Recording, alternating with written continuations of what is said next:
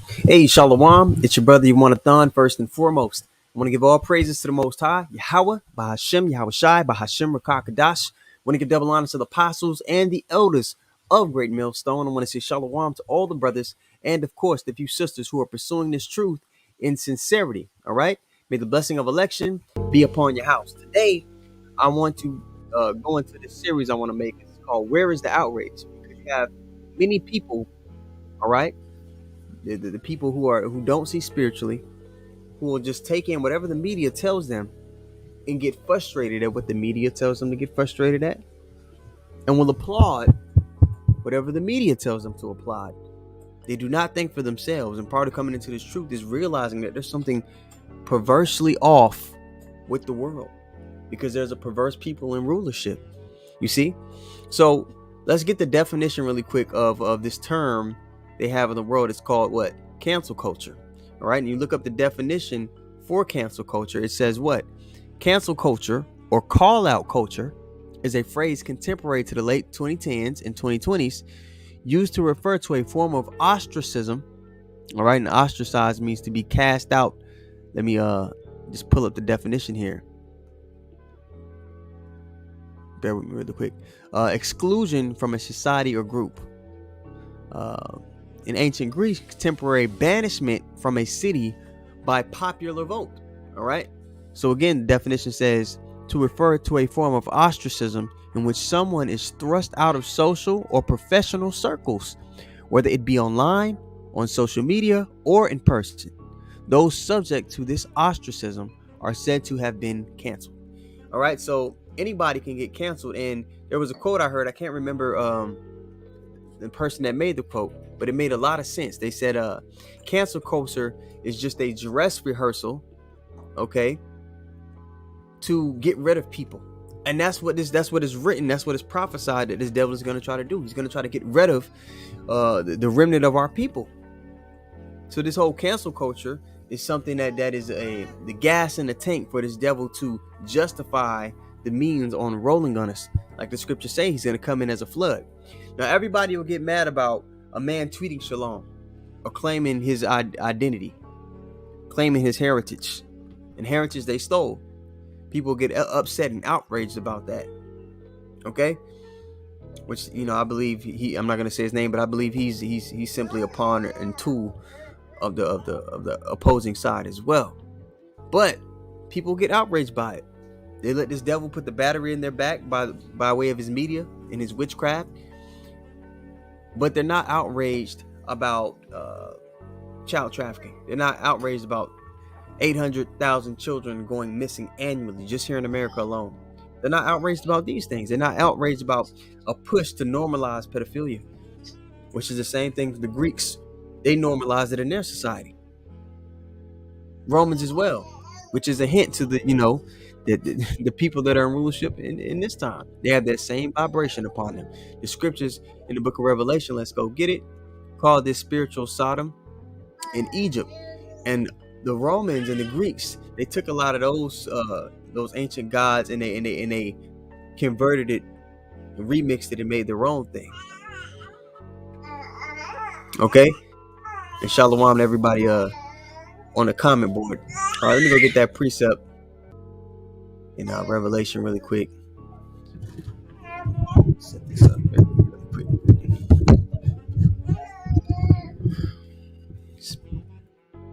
Revelation.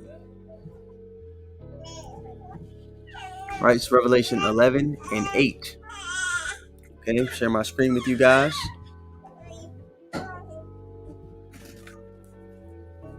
Oh, she's fine. I just want to make sure she was okay. She's just making baby noises. All right. So this is Revelation 11 and 8, because this future kingdom that will be ruling before our Lord's return was called something. It was described in many various different ways. It said that what they would be doing. It's even prophesied in the fashion in which they would be destroyed, right? So Revelation 11 and 8 says, and their dead bodies shall lie in the street of the great city. Now this is talking about our people because they're in a spiritually dead state, which is why they can be used by the puppeteers, which is why they can be told how to feel and how to think and how to perceive. because they're spiritually dead to the Lord, to see things clearly. When you have this understanding, it allows you to see through deception. Okay? Um, and their dead bodies shall lie in the street of the great city, which spiritually is called Sodom, right? Sodomy is pushed here in many facets and forms. And Egypt, where also our Lord was crucified, and this place being the place where the Lord's ways, the vibration of righteousness was cast down. It's still cast down every day. All right? Now there's a clip I want to show you guys here, because it's not just Baal Linciaga, okay, that's pushing that. All those companies, all those people at the top, man, they're into these kind of practices. All right? The brand Coach, you know, has released some similar products. And if you're in the know about some of the symbolism that they use with the pedos, they use pandas, because when you traumatize a baby in that fashion, their eyes, they get like the black eyes. All right, from the traumatization from what these people are doing to them, you know. So one of the symbols they use is panda. And let's take a look at this short clip here.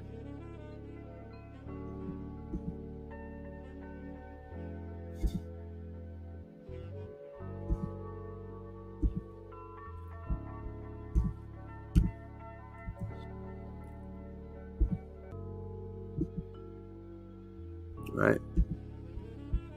So off rip, you see the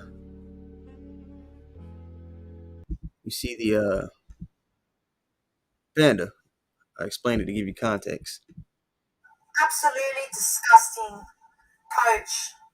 Balenciaga just got done for child BDSM, and what have you done? The same thing. Disgusting. Absolutely disgusting, Coach. Balenciaga. All right. So all these people, they're in cahoots, and they come in the same vibration. It's wicked vibration. But where's the outrage for this? Where was the outrage for that madness, for that wickedness that they pushed? There is none. These people like especially these celebrities that our people look up to, they like to post themselves up like they're these beacons of moral conduct, beacons of morality. Kim Kardashian had nothing to say about Balenciaga, but this is Coach. This is the brand Coach doing the same thing. But Kim Kardashian with the Balenciaga thing had nothing to say. It took her 6 days to say something, to say I'm not affiliated with this. But the day her husband tweeted Shalom, she said something that same day. Let's watch this one more time. Absolutely disgusting, Coach. Balenciaga just got done for child BDSM, and what have you done? The same thing. Disgusting. Absolutely disgusting. All right. Coach. Balenciaga. So let's get some precepts here. Share my screen once more. And let's get some precepts, because our people are getting ready to be ran down on. But this devil first must justify the means. So there is always going to be an outrage when our people, and the more and more it happens as the scope comes on, this fight between Jacob and Esau. Um, any mention or any leaning towards us being the people is going to be tremendous outrage geared towards, especially through the media. And people are the masses, the sheep, they're gonna roll with it. But you're gonna see more and more wickedness being revealed on Esau's behalf, because he's gonna be made naked, like it's prophesied in Isaiah 47 chapter and Obadiah.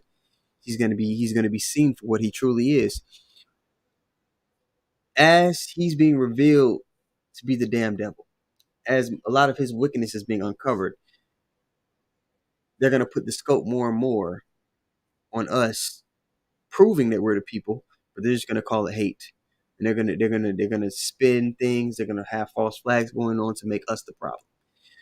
But at the same time, people are gonna start to see that, oh, this man is the devil.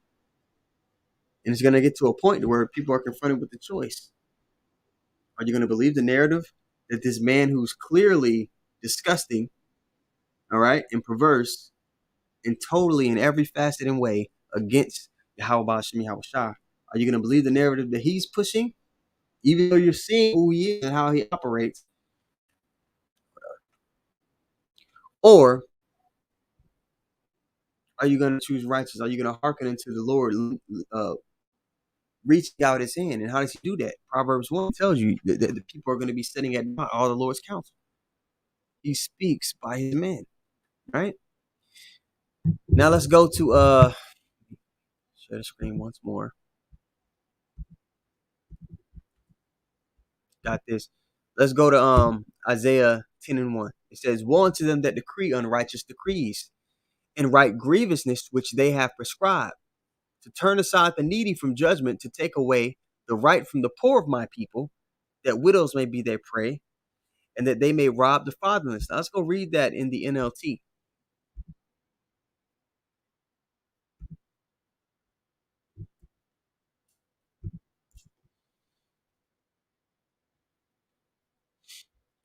It says, "What sorrow awaits unjust judges?" All right. Proverbs 29:2. We know the wicked are in authority.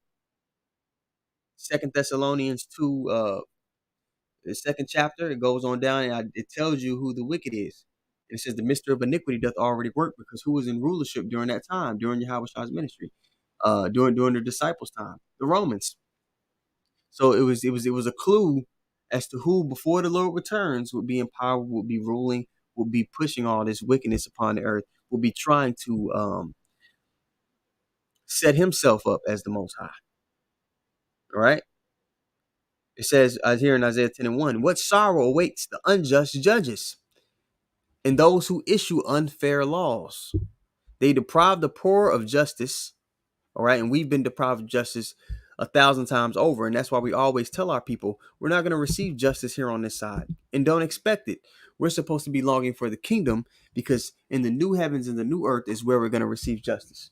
You understand? The brother GMSI Nah Detroit puts up 2 Peter 2:2. "Many shall follow their pernicious ways, by reason of whom the way of the truth shall be evil spoken of." All right, people are going to lean into this narrative that the devil is pushing. The water for the precept, brother. And let's look up that word pernicious. Let me look it up here. We'll get in the blue letter, but I'm just going to look up the regular definition. Um, it says having a harmful effect, especially in a gradual or subtle way. Okay, yeah, this devil over time, he's gonna drill it in the people's heads that we're the actual main problem.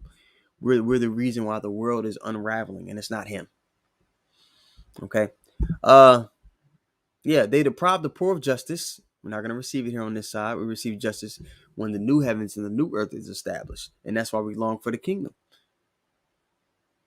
That's why we're always like, man, I'm tired of this place. Like, I wish the Lord could come back yesterday. But we also, with this grace period, we got to get ourselves together so we're ready when he returns. But we're longing for the kingdom, man. All the men of the Lord, the disciples, what was the question that they always asked the Messiah? "Will thou now at this time restore the kingdom of heaven unto Israel?" Right? That's the same spirit that we should be in. They deprive the poor of justice and deny the rights of the needy among my people. They prey on widows and take advantage of orphans. Okay? And our children have been made orphans because of this Esau. He implemented all these things to break up the Israelite family.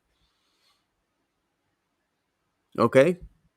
Our women choose to be widows, so to speak, by separating from the man and making it hard for the man to even interact with his children. These are all the curses. Can't supersede the curses, right? But these things are happening.